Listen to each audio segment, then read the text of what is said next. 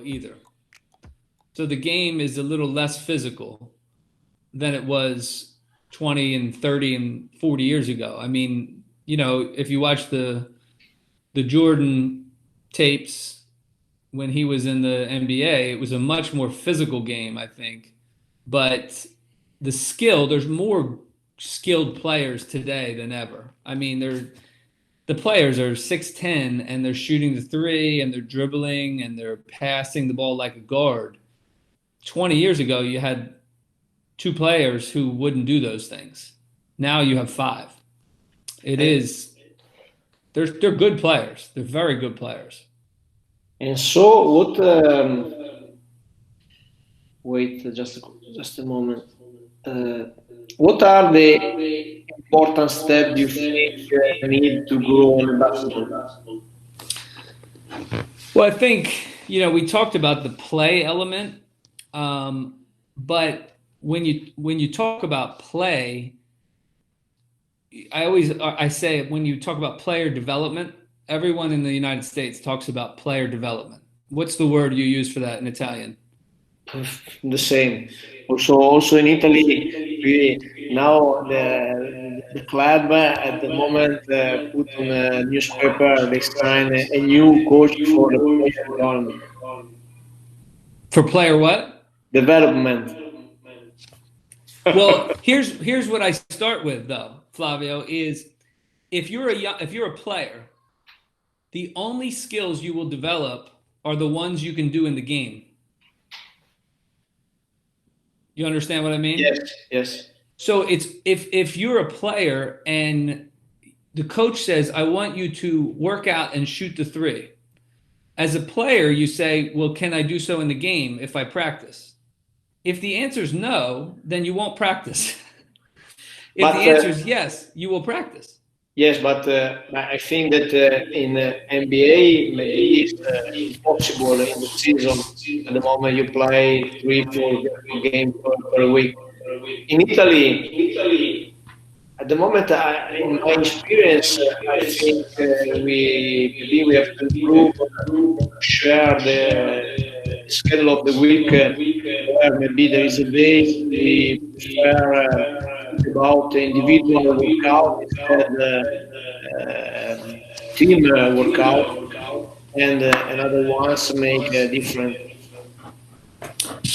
Well, yeah, but the difference between those two things is one is general, and the general skill development is always important. Shooting, ball handling. Yes.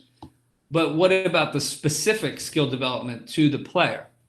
So maybe for the professional it's different, but for the younger players, if they have a game on Sunday and they're not going to be allowed to dribble or shoot the three or try a new move, it's hard to motivate them to do something on one Tuesday and Wednesday to work on those things, or to stay after practice and become really good at those things.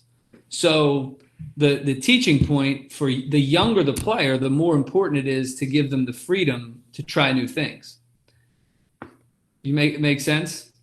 And yes.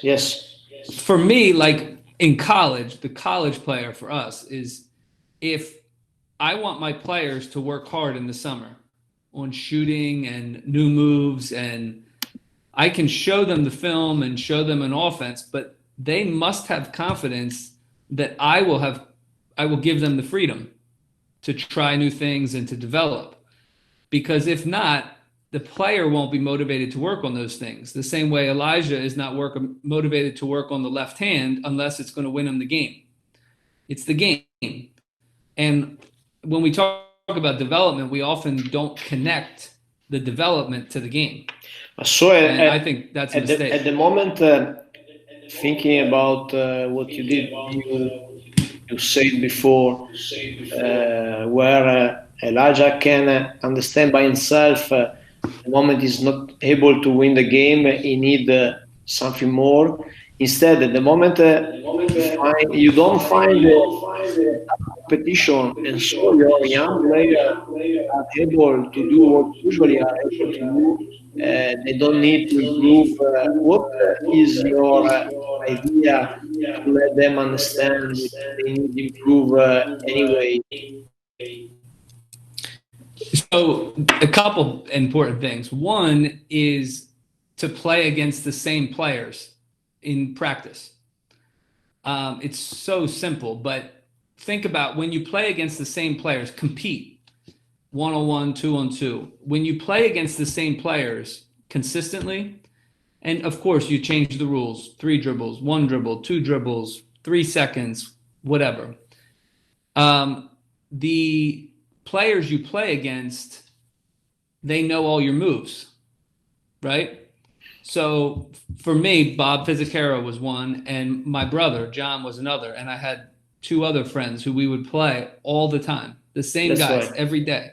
So like to add to that, I understand better than I can talk, of course, but is like when my brother or Bob, I would have a great move and I would win the game, and then eventually they stopped that move.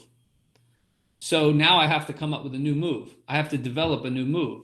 Yes. So when I lose the game, or when the game is closer, now I stay after, or I come the next day and I work on something, I add something that I need. And if I played against different players all the time, although there's value in that too, that's a separate point. But from a skill development standpoint, if there's good players, you can develop a lot of skill by the same players seeing you a lot. And it could be on the playground, but can also be in a practice. Now, the flip of that, the opposite of that is also true. When you play, you also want to play against diverse players.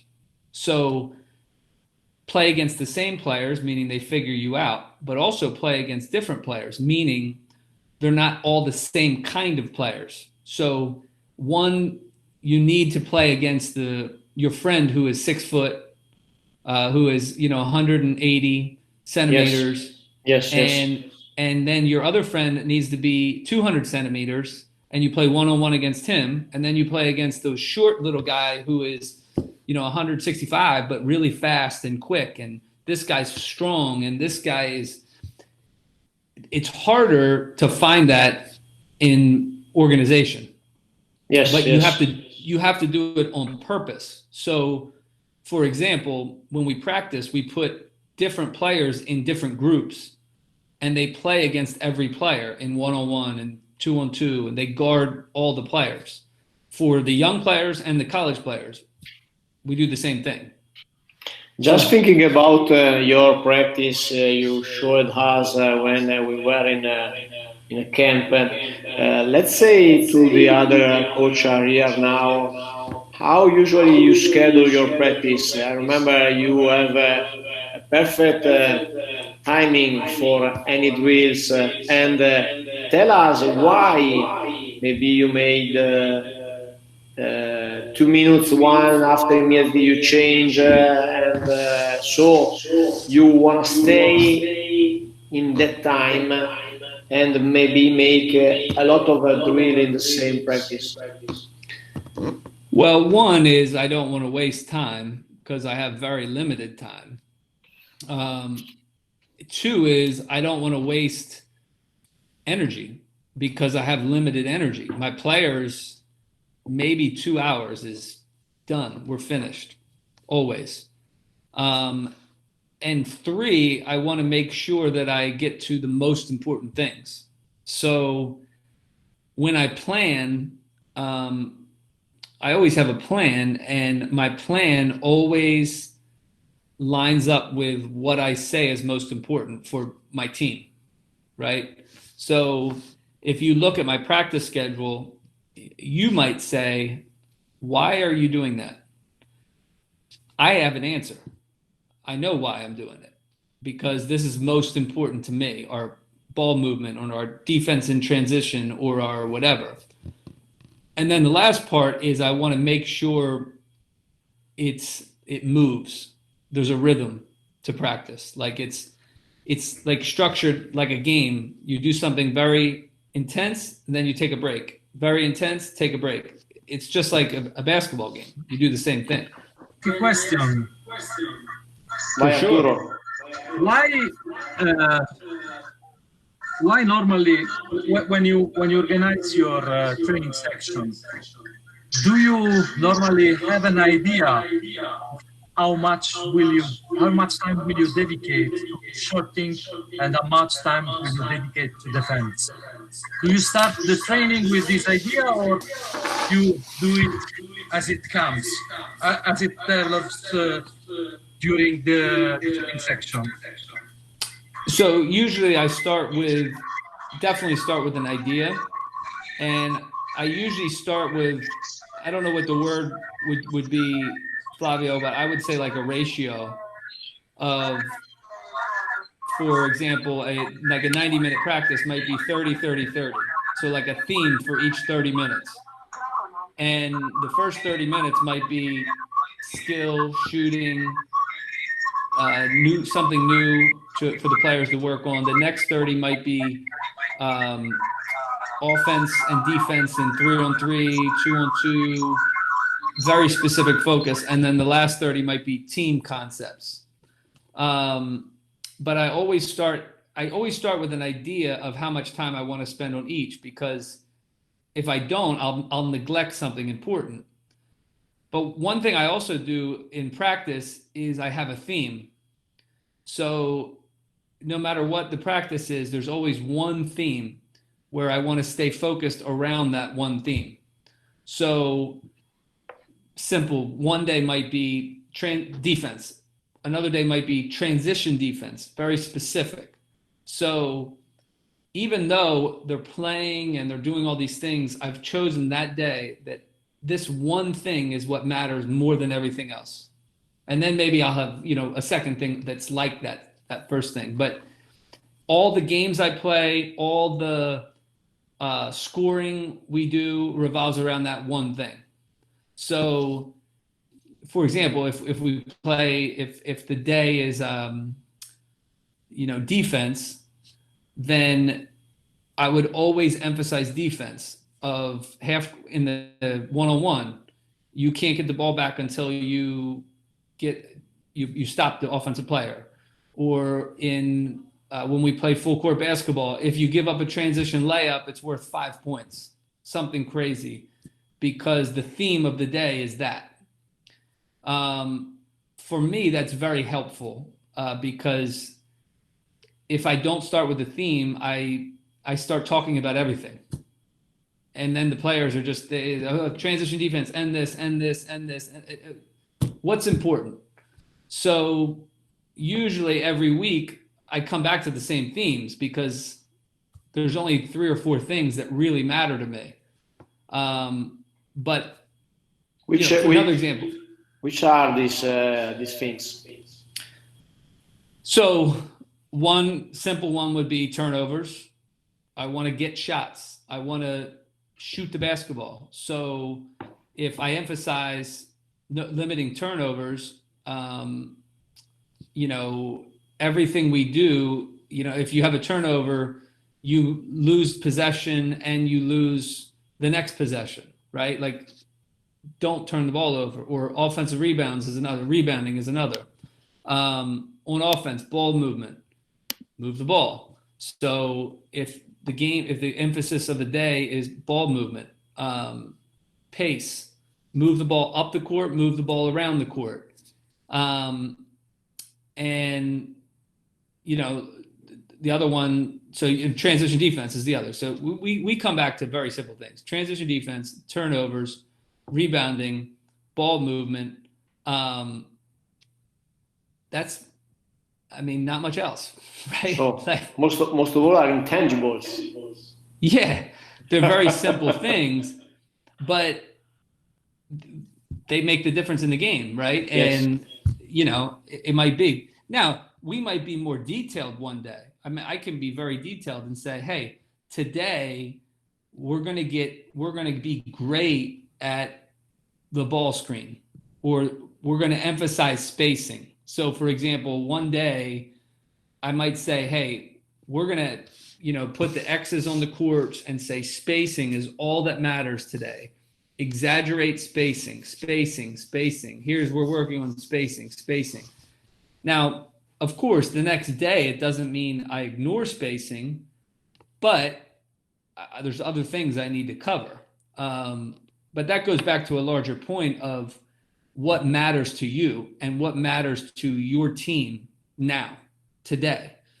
When I coach my son's team, or our 8th grade team, our 14-year-olds, I will emphasize those same things, but I'll teach and emphasize them in a different way because I only have 2 or 3 practices a week.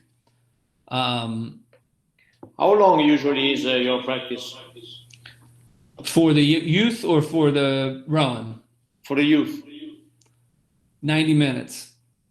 Un'ora e mezza. That's Yeah. right. And for Rowan instead? I'd say 2 maximum, but that includes everything. Usually when we play during the season, it's 2 hours with film and stretching and shooting because And how long is class. how long is the part of the practice with the maximum intensity? Maybe for Rowan, maybe 75 minutes. Yes. You know, maybe a lot of times it's 60 because, you know, I want my players on a game to be very, very fresh, you know, for the professional players. I used to say as a pro, excited players are better than over-prepared players. So I remember as a pro, if we practiced too hard all week, I would get to Sunday and I would just be excited about Monday to take a day off and go get some gelato because I was so tired. And of course, okay, you play the game and you play hard, but like you're just tired. You need a day off.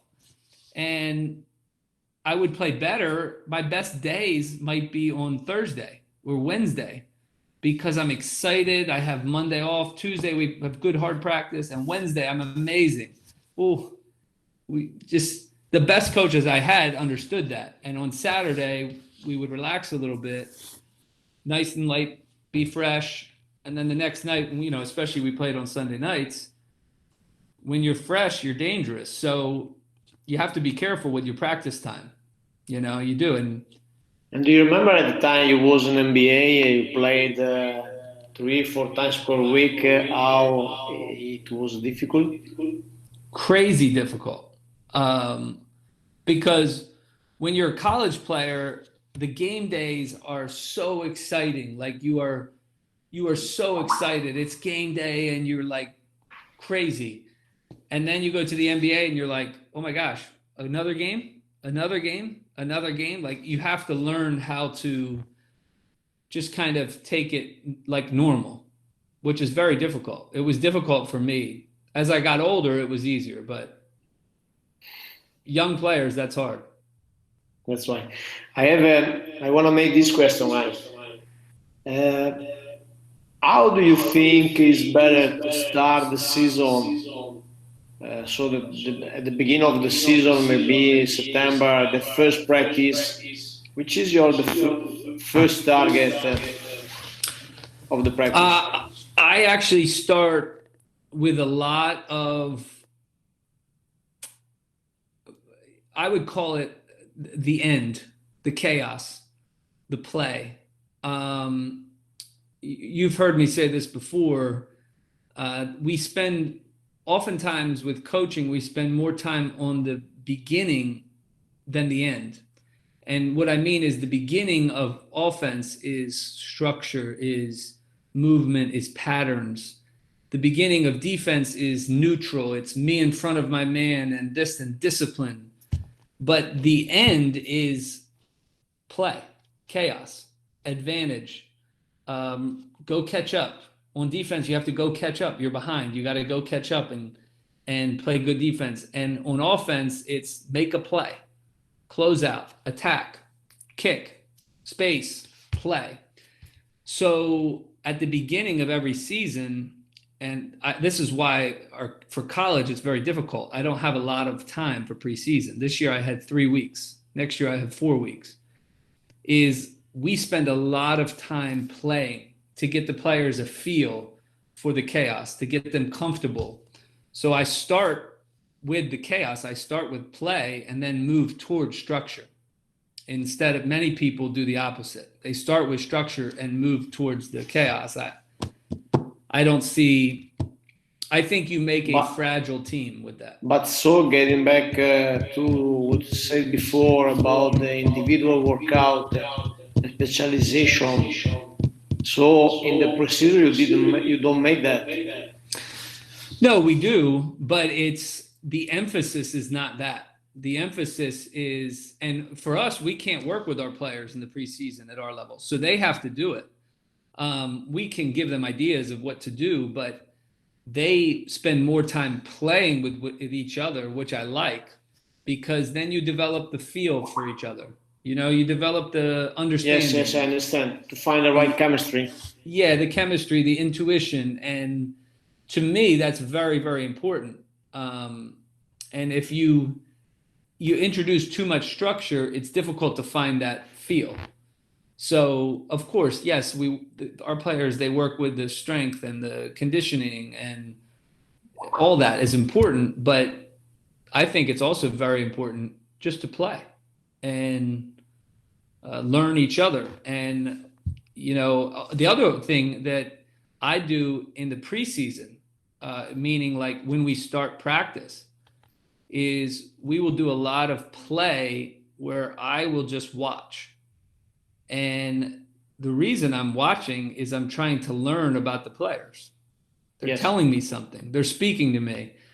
And, you know, oftentimes I might have an idea for, oh, this is our offense or this is our whatever, but it's a very loose idea. So I don't start with tight ideas. I start with loose ideas, and then, you know, I make them tighter as the time goes on. Does that make sense? Yes, right. After, at the end, I have some specific question. Now I make one funny question. And after maybe the other men are here with us, they want to make some more. Did you have a little superstition when you played? Wait, a little what? Superstition? When I was younger, yes. I always needed to... We can speak about that, or it's better not? No, it's okay. It was mostly what I ate and getting my nap in. But I don't know that it was a superstition, but it probably was. But as I got older, I didn't care. I was just ready to play. I just put it like, who cares? Because some days you have all the superstitions are perfect and you play bad. And other days, all the superstitions are terrible and you play great. So the older I got, the more I said, there's no formula, right? Who cares if the superstitions? Just play basketball. So now it's very simple. I want a packet of peanut M&Ms, and that's it. And I'm good. Maybe some espresso. That's right. And, that was Italy. I got the espresso before the game. I was perfect. That's okay. And do you think there is a particular ritual that can help the guys to be more concentration before training the game?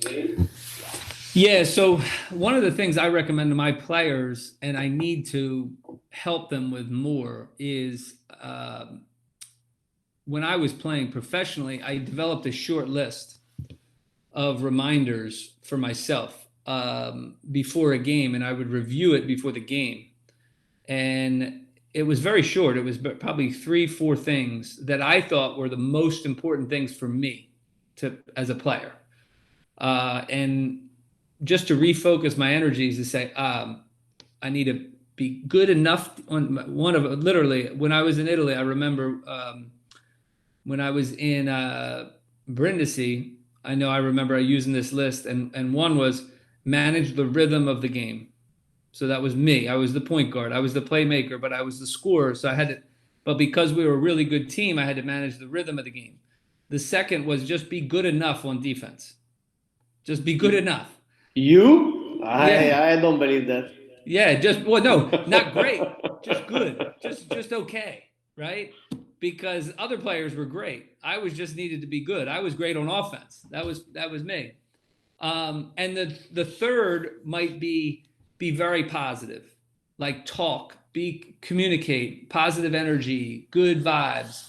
And because I would do that, it gave me just very simple 3 things to think about. That's it, right? And those to me were like the most important things. And I think a lot of times players go into the game and they don't have a plan. They just kind of like, well, I hope I play well. Like, well, no, what can you do the most to impact the game? What is most important to you? And you can't have 8. You can have 3, maybe 4. That's it. 2, just those simple things that you can emphasize and control. To me, that was very helpful. And you can do meditation, but to me, it was like I said a prayer. I've reviewed those things. I sipped some espresso. I'm ready to play. That's right. And the one question, especially on your history, how do you became champion? Well, winning is a funny thing, isn't it? I think in general, I used to take pride in we're just going to win because I'm here. That's it. And I was just very focused on winning. We're going to win. That's it. And I don't care if it's pretty, if it's ugly, if I feel good, I don't feel good, we feel good, we like each other, we don't like each other. It's about competing and winning. And I think a lot of times today, especially, players overcomplicate it. And they have all these things that they need. They need to get the ball, or they need to do this, or they need to like their teammates, or they need to eat the right food before the game. Like, who cares? Just win the game. And I was a little crazy when I was younger about winning, like maybe a lot of crazy. Sometimes I still get crazy. I hate to lose. But for me, that's just I took pride in it was about winning. It wasn't about did we feel good or did you like me today, or who cares? Just win the game. And it sounds so simple, but I think a lot of players forget about that. And when you understood you could be a player, which age? I think I was a very skilled player when I was young. I was very skilled. I was a good shooter. I was a good ball handler. I worked hard, but I was not a great player. I was not a dominant player. So, during the quarantine, we have old tapes that we watch, and I show Elijah, I show my kids. I was a good player, but I was not a great player. I was not physically amazing. So probably when I was about 16 or 17, I became better physically, and I got quicker and I got stronger. And then I really started to be able to do some dominant kind of things. And then I think I realized like, no, I always believed it, but then I had the evidence. So for me, it probably wasn't until about 16 that I really was obviously really good, if that makes sense. Lui, no, voglio sapere che cosa lui pensa che avrebbero in più i ragazzini americani se potessero cominciare ad allenarsi in modo specifico a basket sin dagli 8 anni, ok? E che cosa farebbe fare lui a questi ragazzini? Antonia asked, what do you think about American junior if they could have a chance to start earlier to make a specific workout, so maybe at 7, 8, 9 years old, and what do you would like to do with that age in that specific time? Well, I work with a lot of players that age. My son, our second son is now almost 10 years old. He's 9. And then I have another son who is soon, he's 5 years old. And at the youngest ages, we play a lot of 3-on-3. And we let them experiment. We still work on a lot of drills. We still work on skills. We dribble right hand and left hand and catching and passing and movement. But if you think about the way a child learns to talk, they babble, they try new sounds, they experiment with all the sounds. So a child, when learning how to talk, it doesn't matter if the child is growing up in Italy or is growing up in the United States, in an English household or Italian household or Spanish. They experiment with the sounds, and then they start to become more specific about the sounds. So they learn the sounds for Italian, or they learn the sounds for,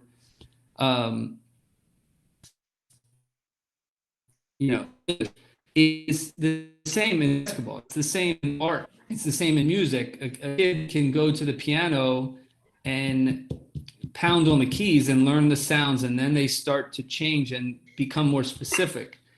So for the youngest ages, we do 2 things the most. One is play. It's messy, 3-on-3, 2-on-2, 2-on-2 with no hands, right? Something, or 2-on-1, a defense, one defense, 2 with offense. No hands? What does it mean? Meaning like with no hands.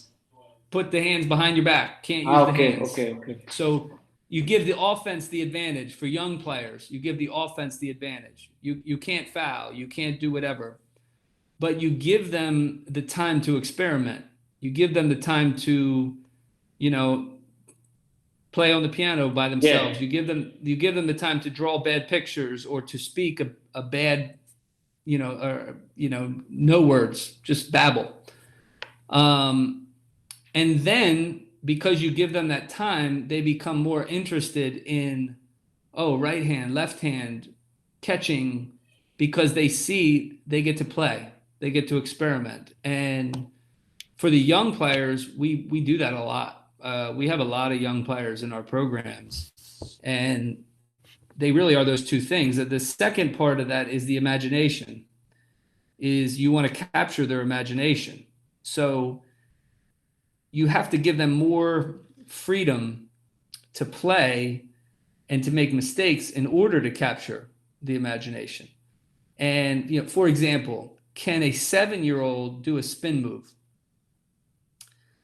A reverse dribble. Yeah. Not without traveling. Turnover every time. Well, we'd say, let them do the reverse. Let them do the spin move. Don't call the travel. Why? Because of the imagination. In their minds, they are playing real basketball with real defense and real spin moves and pump fakes and all this learning. It's real to them. To us, it looks bad. It looks crazy. But to them, it's real. And to me, that's so important. And it's not because it's the only thing we do, right? I still have clinics and we dribble right hand, left hand, and use imagination and play games and Simon Says and, freeze tag and all this stuff. But when they know they can play and experiment, they get more engaged in the game. Does that make sense? Yes, I understand. Antonio, capito? Okay. Ask you a second question. Yeah. You have been playing in Europe a lot, in Turkey, in Italy, in Spain, and in Ukraine. Which is, according to your mature opinion, the biggest difference in playing in the US and playing in Europe? I would probably say in the States, you have more. It's a different game because you have more players on the court who are able to do it themselves. So in Europe, you have less players like that. I mean, one of the reasons why I was a pro, I always think, is because if there's 10 seconds left and I have the ball, I don't need a play. I can make a play. I can get a shot, or I can make a play by myself. That's not true for a lot of European players historically. They use a play to create something. And in the States, we spend a lot more time making plays, make it happen, do it. And when you put 10 players who are thinking like that, it changes the game. Maybe it's a little faster, it's a little more spread out, it's a little bit more chaotic, maybe a little more dynamic. It doesn't always mean better, but it does mean different.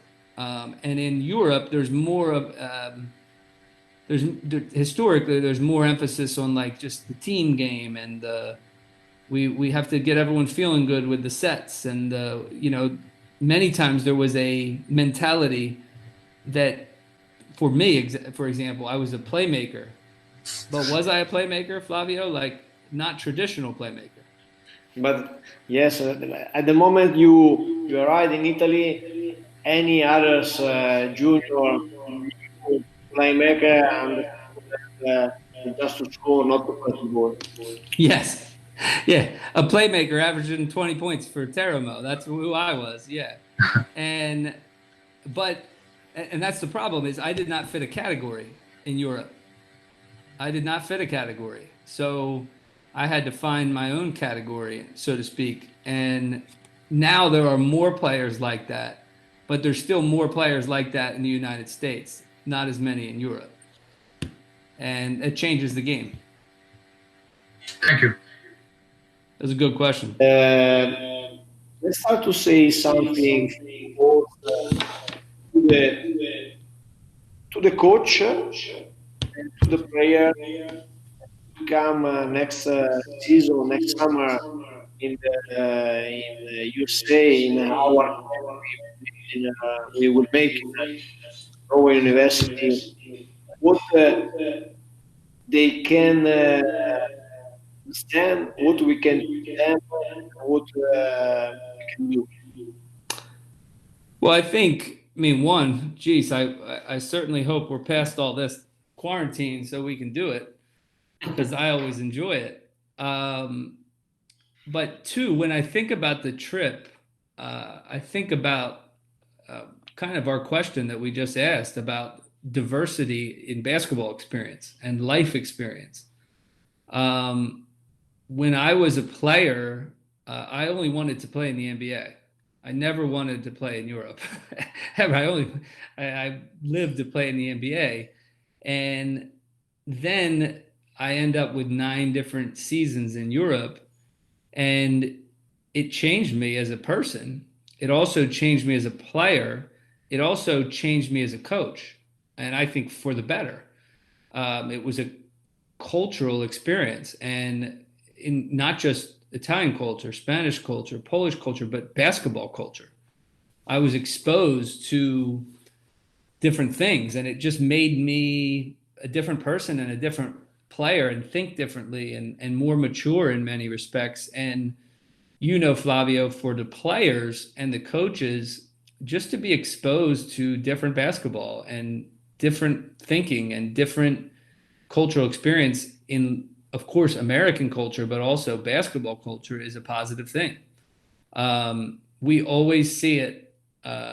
You know, you laugh every time, especially Flavio, is when the Italian players come over and they face their first team that is just pressing and physical and running and shooting quickly and fast, and their heads are just going like this and they can't believe it. That's a powerful experience, I think. And it's a positive experience for players to really not just see that on a video, but to experience it, because it shows them something about themselves and about basketball that there's no other way of learning it. In the United States, we have it naturally because we have so much basketball. And for me as a young player, the kids' ages who come to our camp, I would drive 20 minutes to Philadelphia and I would have a totally different basketball experience. And I would drive 15 minutes to a different playground and have a different experience, and 15 minutes here. But, you know, I learned more doing those different diverse things in basketball. And then I learned more when I went to Italy, and then I went to Poland, and I had a Serbian coach, and then I had, you know, I went to Ukraine. I just learned more about life and basketball that way. And it was just, that's the education. So that's one of the reasons why I just love the trip and can't recommend it enough. And it's also why I took my team in Rowan to Italy, and why I want to bring my Crispin basketball kids to Italy is because it's a different experience. And something especially for the coaches? Yeah, I think it's the same for the coaches is, you know, one, to be exposed to different ways of thought, trains of thought, to do what we're doing here, to discuss it, to think about it, to ask questions, to get answers, to disagree, to do that at the, you know, from a Division III school, because, you know, Division I schools, high schools, bringing coaches together who are thinking differently and maybe even playing different games. It's a different basketball game because of different levels. I think is very important. I mean, one of the reasons why I was happy to have this position at a Division III school is because, you know, as a head coach, I have to learn how to win here. And learning how to win here is different than learning how to win in Italy. And it's different than learning how to win in Division I, probably, or Division II, or high school, or middle school. And to me, that's why you want to diversify your coaching experience and your coaching connections is to learn, is to improve, to get better, to develop. And do you have some advice for the kids because this period, because quarantine, what they can do in this moment? So, you know, the one thing now, we have a basket in our house. We have, you know, lots of space in our house, thankfully. So my kids are a little spoiled, but the biggest number one thing I've been telling kids is ball handling routine. Work on your handle. I tell kids all the time, if you know no one can take the ball from you, your confidence goes from here to here. Like just immediately, your confidence is so great because you just know you can handle the ball. You're strong with it. You're secure with it. There's so many online resources. With our organization, with Crispin Basketball, we've been posting just a 5 minute thing, what I call a routine for the week. Just do it every day for the week, and then change it the next week. Some people are just a move of the day. But it's something, if you have a basketball and you have a basement or a patio, you can dribble. And then the second thing that, you know, I've talked to my kids about this, my team, the same thing of like, of course, you can do your physical conditioning. You can go for a run. You can do jumping jacks. You can, you know, do lunges and whatever in your living room. But the other thing you can do is you can watch. Get on YouTube and watch. Learn how to get better. When I was a kid, I didn't have YouTube at all. There was no YouTube. There was just your friends, the park, and the camps that you went to, and that was it. Now these kids have YouTube and they can watch games online. They can watch workouts online. They can learn. It's an incredible time to learn how to learn.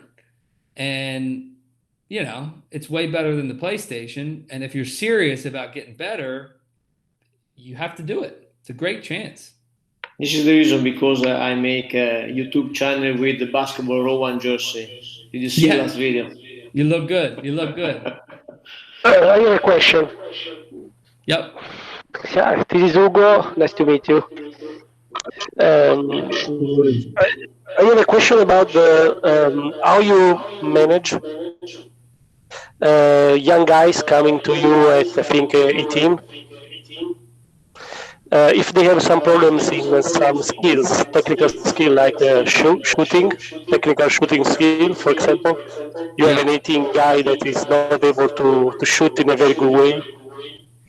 You work on it about individual technique to improve him, or you try to use his kind of shooting. Yeah, that's a good question. So I have, you asked that question, I think of two different players. One where he had bad technique but good results, and the other who had okay technique and okay results. So the one had bad technique but pretty good results, and I didn't change his technique. I kept the technique and said, you're 18 years old, you're 19 years old. It doesn't look good, but it goes in. So keep practicing it. I'm not going to put you on YouTube as an example for shooting, but when you're in the game, I have confidence you can make the shot. And I told him specifically, it's probably too late to try to change. You're too good at what you do to change. But the kid who had an okay form and okay results is more prepared to change. So last year he was a freshman and he has okay form. It's good. And so what we did was during the season, number one, I said, you see that you need to become a better shooter to play more. Yes, he saw that. So number one, if you become a better shooter, you will play more. Yes. Okay. So you're motivated first. And then second, I was very specific about what he could change. So like maybe two things, like 1 to 2 things of like, this is what you're trying to change, right? And the one was his arc. It was too flat. He was too flat. And the other was related to that. It was, how to change your arc, how to be more consistent, not moving side to side, but the ball being too long or too short. That's it. And then I gave him a couple different things to do to work on that. And, I would work with him, but a lot of times I would say, this is what you must do. It's very simple. Before practice, after practice, do this, do this, do this, do this. Let's see how it goes. Let's check in next week. And he improved a lot because of it. So at the beginning, his shot was like this, but then his shot became pretty nice and he became a good shooter by the end of the year. Well, now into the summer, he's very motivated. He knows what to work on. Thankfully, he knows what to do by himself. He doesn't rely on me to work on it. He changed his shot, right? And I think the key to that was he was good. He had a good base. Like his shot was good, not great, but good. So he was prepared to change. The game showed him he needed to change a little bit. And then when I gave him only 1 to 2 things and showed him how to do it, he could change himself, not me change him. And I think that's important because a lot of times I think kids become too dependent on the coach and not empowered enough to realize how they can change it, and they need to know how to change it. So I think that's a good question. Is like, it depends on the individual. It depends on the kid. If a kid's good and he doesn't look good, I wouldn't change it. But if a kid is just okay, I think he's more prepared to change. Does that make sense? Yes. Thank you very much. Just to understand another question. Sorry, Flavio, but this is a unique opportunity. If you mainly the average of cleanest in shooting, no? A very perfect move. In average, your guys, when comes from high school, are pretty good, or you think that this kind of movement is not so teached? The shooting move? You mean the shooting movement? Yeah, shooting movement. Yeah. So one of the things I use a lot is I always say feel before form. So it depends. It depends on the kid. I think most kids are better. The kids that I get as a coach are better than they think. So it's different because when so for example, like I get kids that are 18, 19 years old. Sometimes transfers are 21 years old, 22 years old. And they've been practicing for 8 years, right? Like 6 years, 7 years, like some of them 5, 6, 7, 8 years very intensely. And they come to me and they're still in this mode of, I need to change, I need to change, I need to change, I need to change. And I say to them, wait, stop. You are better than you think. You can make shots. You have practiced enough to make shots. And the reason I tell them this is because when I was 18, 19 years old, I was a great shooter. And I had practiced like probably harder on shooting than anyone possibly could. As I spent days just shooting, but I didn't know I was that good. So people would tell me, you're the best shooter I've ever seen. And I would say, no, I need to get better. And it was like, yeah, true. You want to get better, but no, it's also true. You are very, very good. You can make shots. Stay sharp, high quality. Don't shoot for 7 hours in a row like I used to. Just take a break. Use imagery. You're better than you think. I think that's an important message for that age group. It's even true for a kid who's 15 years old, right? Or like my son is 14. He turned 14, and he needs to change some things. But I always remind him, I'm like, you are way better than you think shooting the ball. And I think that's important for the mentality, because in the development is, you want to get better. But there's also, that's true, once you put in so much time, you really are proficient. You are good. And players need to know that. They need to realize that, because no one's ever told them. They're just thinking like they're 10 years old and they're learning the skill. No. You've learned the skill. You're good at it. And of course you want to improve. But I think that's important when you're coaching those kind of players to say, you can do this. Because many times, the mentality is they don't have the confidence that they should have. And I was like that. I was a great shooter, and I didn't think enough like a great shooter. Does that make sense? Yes. I never thought about this kind of way, when you see sometimes someone that don't shoot in a very good way, you focus on the problems. Yes. But it could be very interesting, this point of view, to say you are good, you have to improve yourself. Yes. So it's thank you very much. Yeah. I'll give you one example. I had a player this year who was our leading scorer, and before the season he said, well, I'm not really a shooter. And I said, who told you that? And he goes, I don't know. I said, well, I've watched you shoot. I've shot with you, and you make a ton of shots. You are a shooter. And I said, you're a very good shooter. I said, how long have you been practicing your shooting? He goes, the last 10 years. I said, how have you practiced for 10 years and you're not a shooter? That's so stupid. And he looked at me and he goes, no one's ever told me that. And I said, well, I understand, but I'm telling you that. I'm your coach. If you're not a shooter, I need to go find a new player. And sure enough, he shot the ball really well this year. But I think it was the change of mentality more than it was the. I like a lot what you're saying now.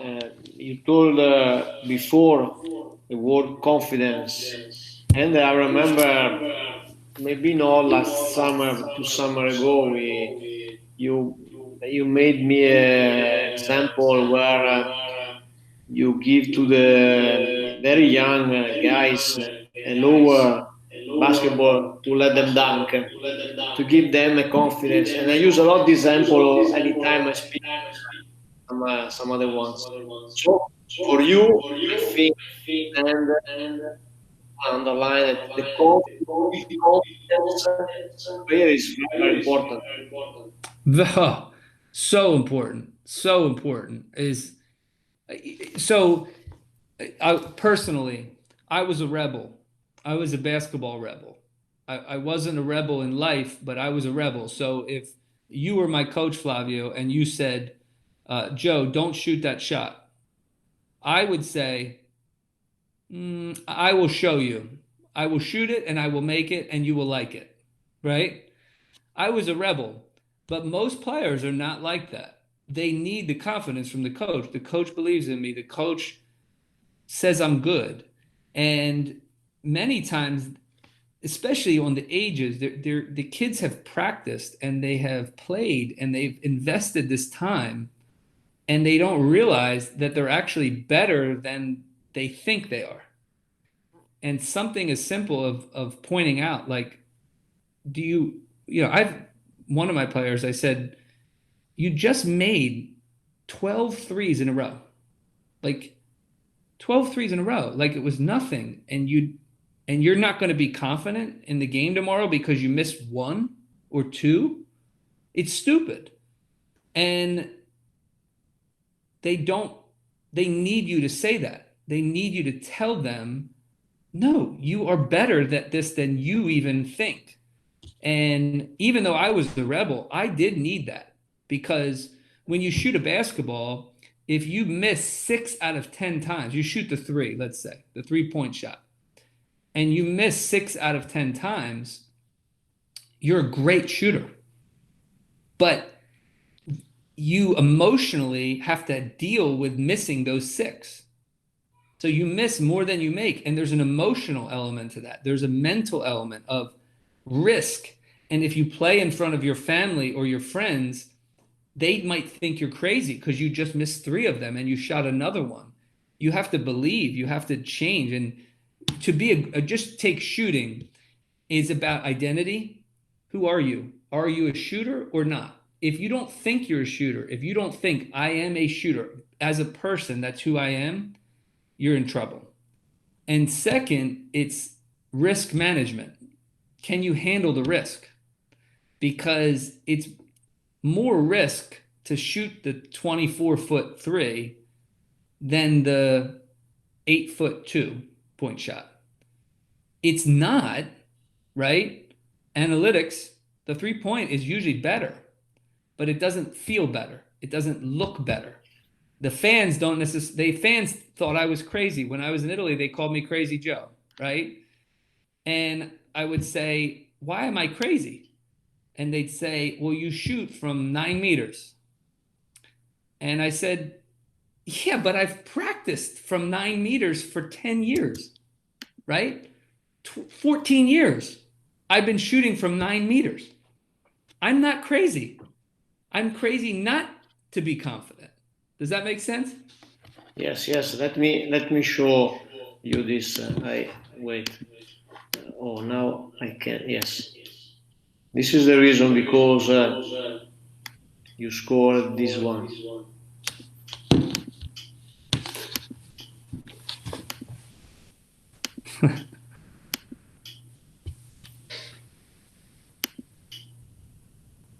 Oh man, this is my last shot in Brindisi. The celebration. This is good offense here, Flavio.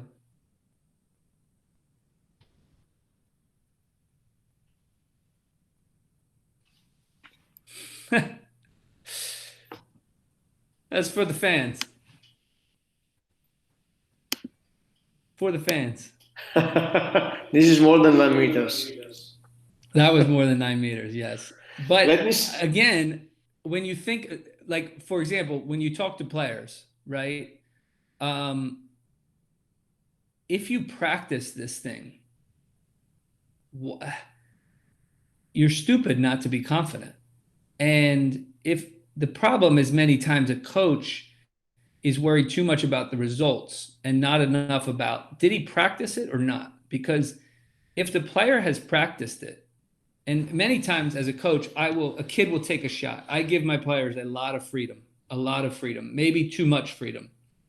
But a kid will take a shot and it will be like not a great shot. And my question is, did you mean it? Did you believe it? And if the answer is yes, I'm fine. You meant it. You believed it. What I tell my players is there's two qualities you have to take the shot. One, you have to have practiced. Yes, of course. But two, you have to believe it. If you're not sure, the only shot you can't shoot is the one you're not sure about or that you haven't practiced. You have to practice it and you have to be sure about it. If you're not sure, it's not going in. So a player who is more sure about a bad shot than another player who is not sure about a good shot, I want the bad shot. It's not bad. Because, for me, I was sure about that shot. And I think I shot 44% from three or something that year, right? Like, if a player shoots 40% from three, can he take a bad three? It's difficult, right? But that is the mentality, and the mentality for a shooter and for a player is way more important than we typically think. The confidence and the belief. Let me make maybe a last question.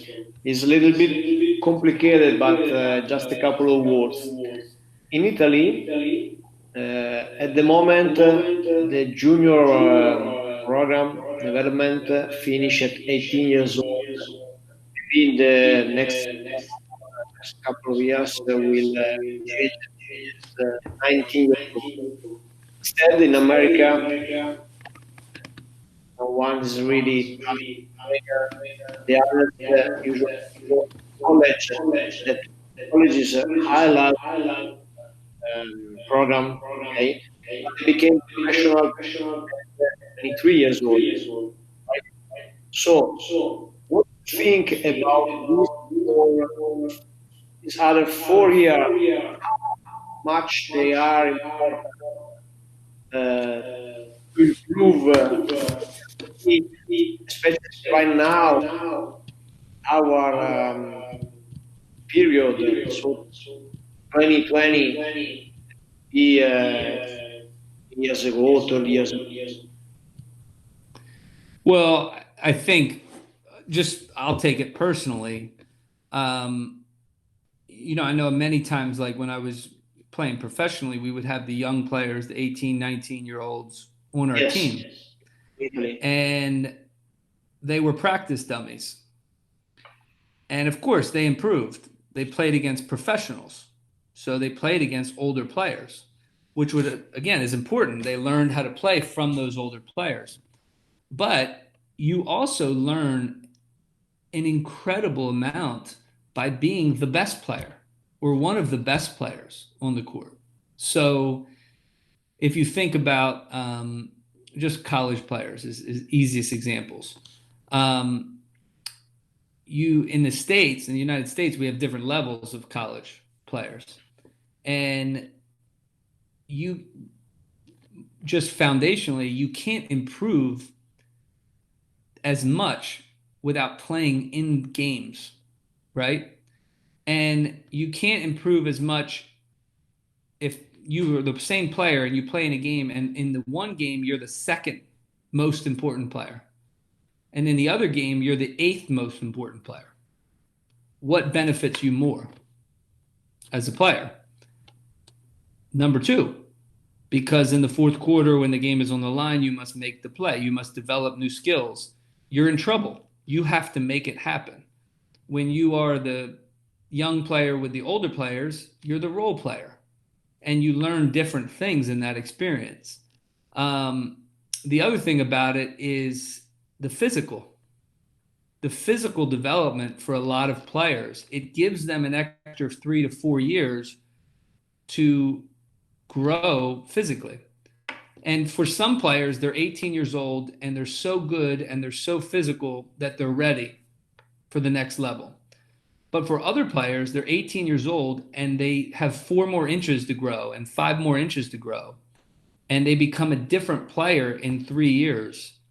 Even one of my players, I mean, they feel like they've grown 2 inches since they came to me in a couple of years. And now they're like, wow, these are great players. Whereas a couple of years ago, you couldn't see that.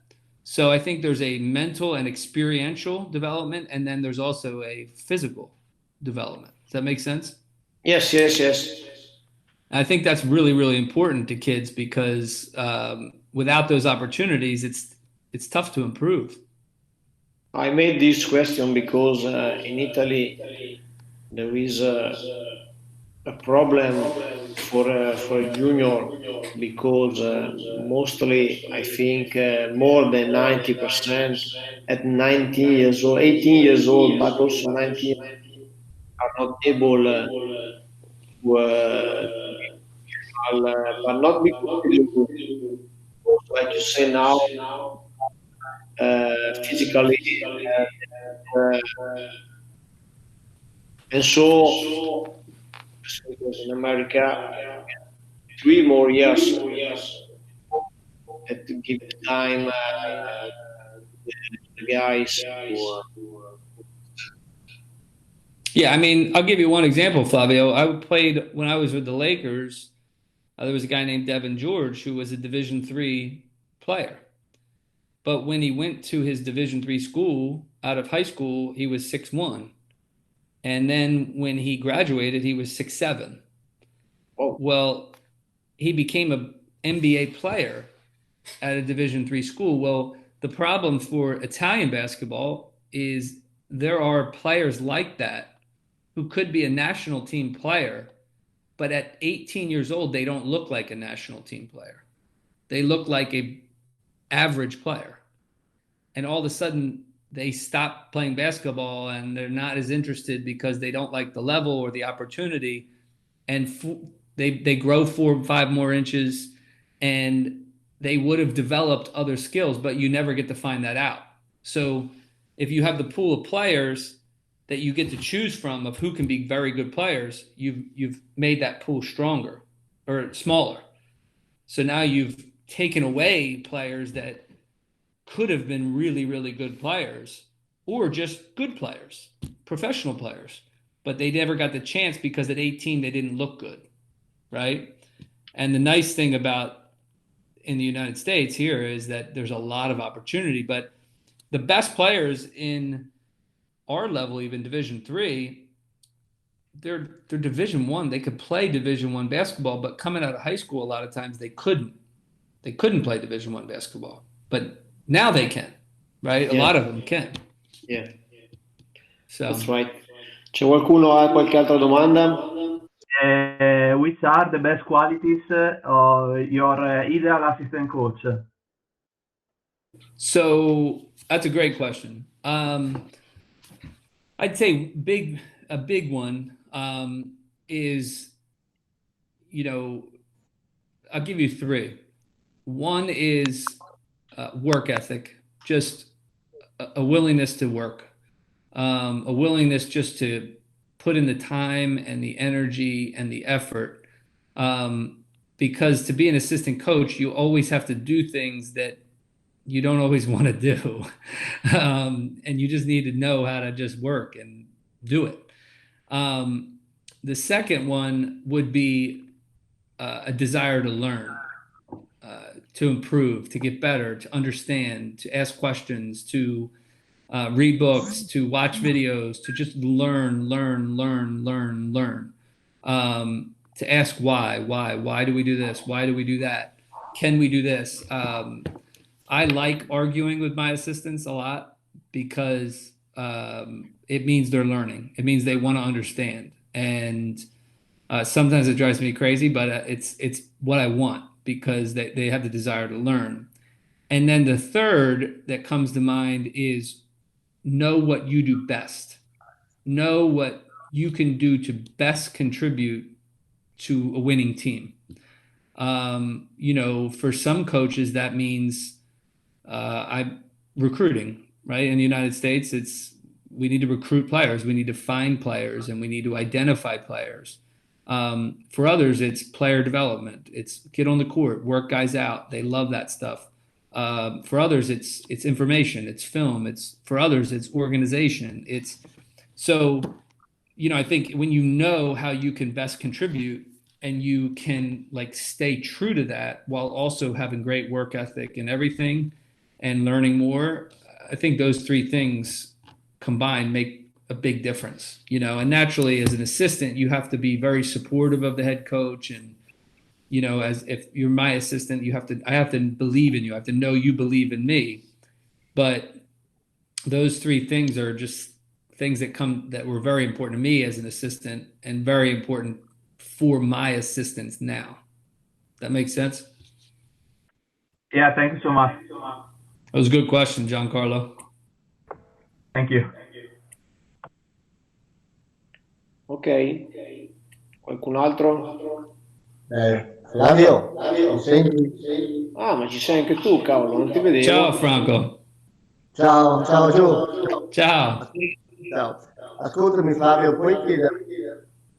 Per lui quando gioca 3 contro 3, perché, usa la metà campo o un quarto di campo? Se usa un quarto di campo, quando la palla va in angolo, lui predilige il raddoppio in angolo e l'adeguamento del terzo difensore, oppure lascia decidere al difensore che è in angolo dove far attaccare l'attaccante, o centrale o sulla linea di fondo?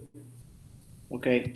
Franco asked, when you are playing in a practice 3-on-3, do you want to play half court or quarter court, sorry?